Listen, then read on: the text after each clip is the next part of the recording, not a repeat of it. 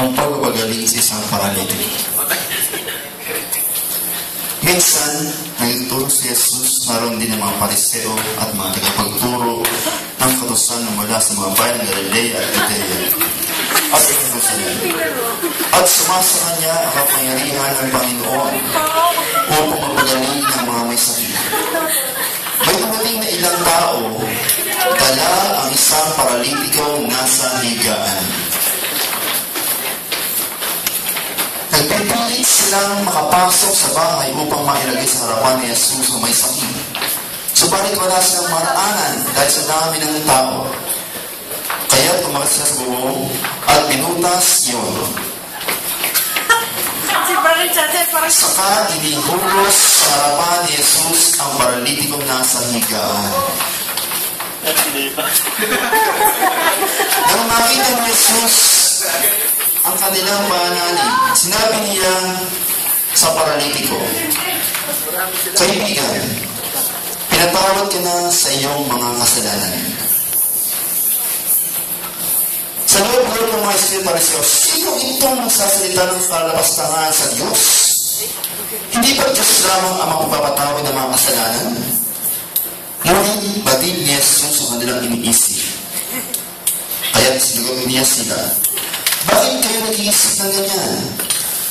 Anong ba ang larang madali ang sabihin sa paralitiko, pinatawad ka na sa iyong mga kasalanan, o ang sabihin, tumindig ka at lumakad?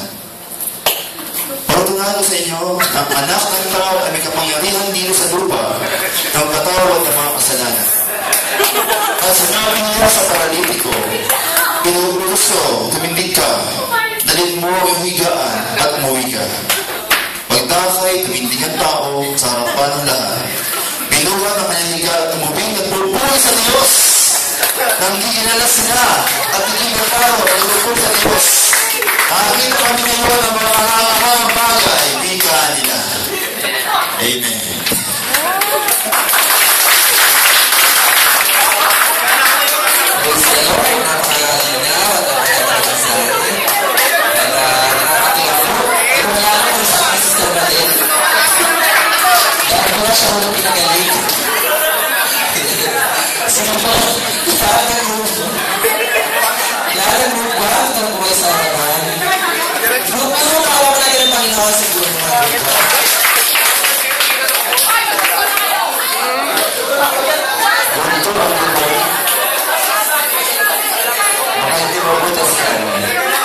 Parang na iba yung black.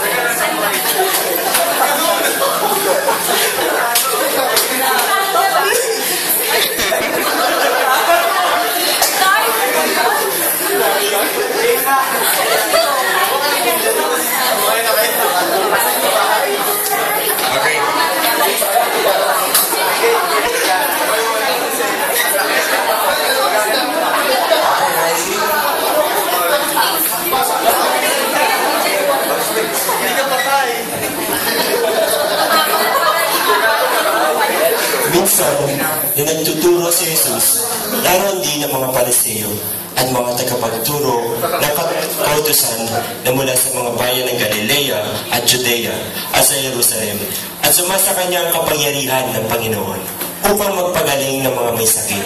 May dumating na ilang tao, dala ang isang paralitikong nasa higaan. Nagpipilit sila makapasok sa bahay upang mailagay sa harapan ni Jesus ang may sakit.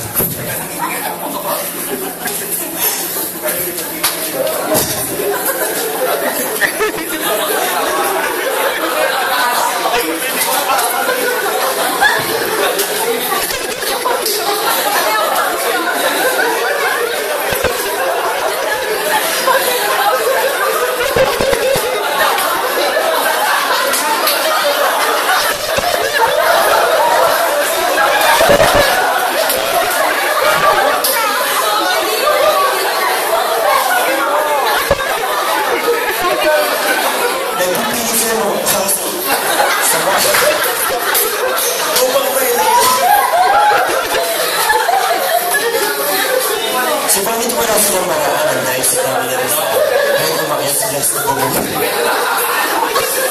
At bumukas yun. Saka inihubos sa harapan ni Jesus ang paralitiko na sa higa.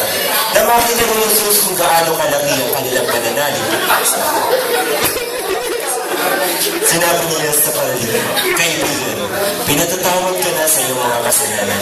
Sa loob-loob ng mga eskrib at pariseo, sino itong nagsasali na kalabas ng ngalan sa Diyos? Hindi ba't Diyos lamang ang mga pagpapatawad ng mga kasalanan? Ngunit batid niya Jesus sa kanilang iniisip. Kaya't sinagot niya sila, bakit kayo nag-iisip ng ganyan? Alin ba ang lalong madali? Ang sabihin sa paralitiko, pinatatawad ka na sa iyong kasalanan, o ang sabihin, tumindig ka at lumakad. Patutunayan ko sa inyo ang mga anak ng tao ay may kapangyarihan dito sa lupa na magpatawad ng mga kasalanan. At sinabi niya sa paralitiko, inuutos ko, tumindig ka. Dahil mo ang iyong higaan at umuwi na. Pagkakit ang binigyan tao sa harapan ng lahat, pinuhat ang kanyang higaan at umuwi nagpupuri sa Diyos. Nang kilala sila at tigib ng takot na nagpupuri sa Diyos, nakakita kami ngayon ng mga kahangahangang bagay. Wika nila.